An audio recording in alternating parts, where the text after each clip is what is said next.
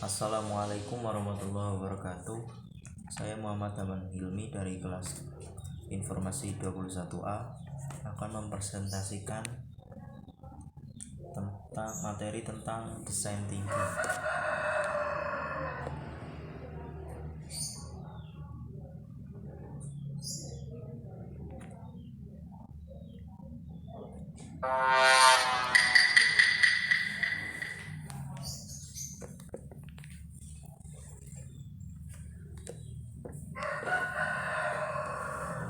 Yang pertama, desain thinking.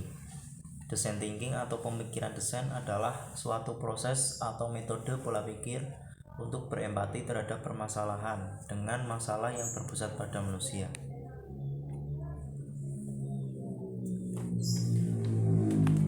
Pada materi kali ini, permasalahan yang ada adalah pernahkah kamu memperhatikan antrian panjang dari pasien yang akan berperiksa ke dokter? Memang benar sudah ada solusi untuk mengurangi kepadatan pada bagian pendaftaran dengan menerapkan pendaftaran online untuk mendapatkan nomor antrian. Di sisi lain masih ada beberapa permasalahan yang terjadi. Selanjutnya ada beberapa contoh kasus yang terjadi pada saat pasien mengantri. Yang pertama, terdapat beberapa pasien yang mendapatkan nomor antrian awal datang terlambat karena merasa sudah mendapat nomor antrian awal. Yang kedua, terdapat beberapa pasien walaupun mendapatkan nomor antrian akhir datang lebih awal. Pada kasus ketiga, pasien yang mendapatkan nomor antrian awal seringkali merasa kesal karena harus menunggu pasien yang sedang diperiksa oleh dokter, padahal pasien tersebut nomor antriannya adalah di akhir namun datang lebih awal.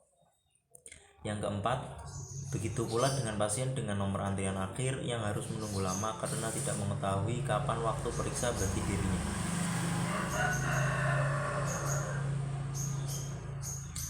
Berikut penyelesaian atau solusi terbaik terkait dengan kasus yang sudah disebutkan. Yang pertama, menggunakan metode empatis atau melakukan pendalaman empati terhadap user atau pasien. Yang kedua, define berarti mendefinisikan akar permasalahan yang ada. Yang ketiga, ada ideat berarti mengembangkan potensi ide solusi dan pilih ide terbaiknya.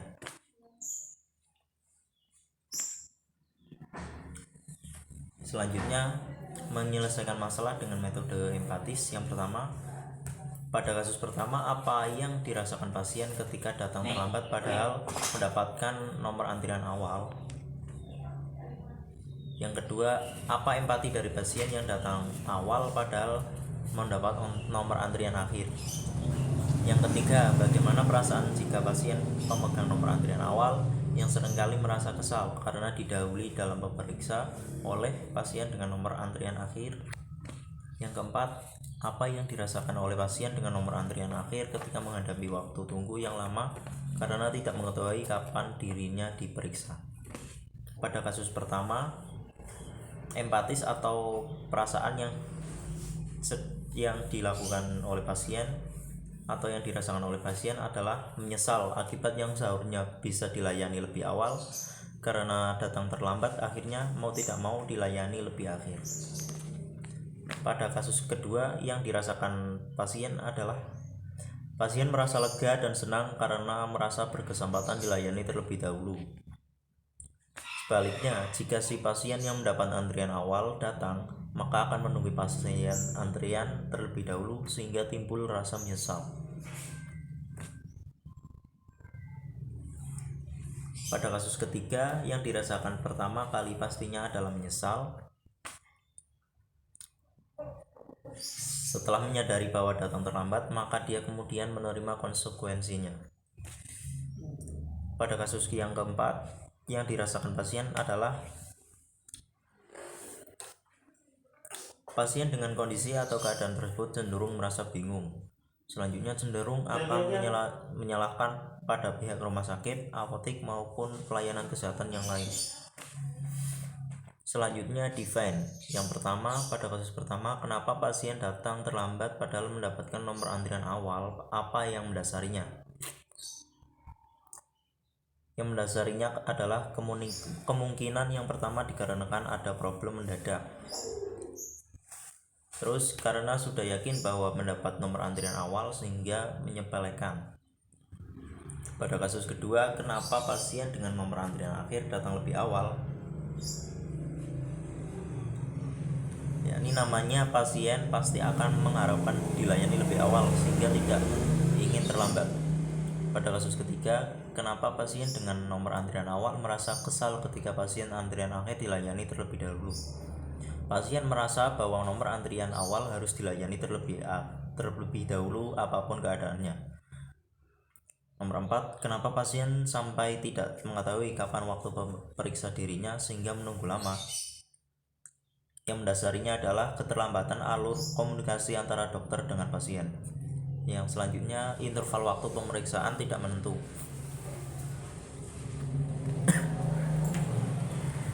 Selanjutnya, idea. Berikut adalah beberapa solusi untuk setiap permasalahan. Yang pertama, pada kasus pertama, solusi yang dapat digunakan adalah diberikan informasi bahwa agar datang lebih awal supaya dipermudah dalam pelayanannya.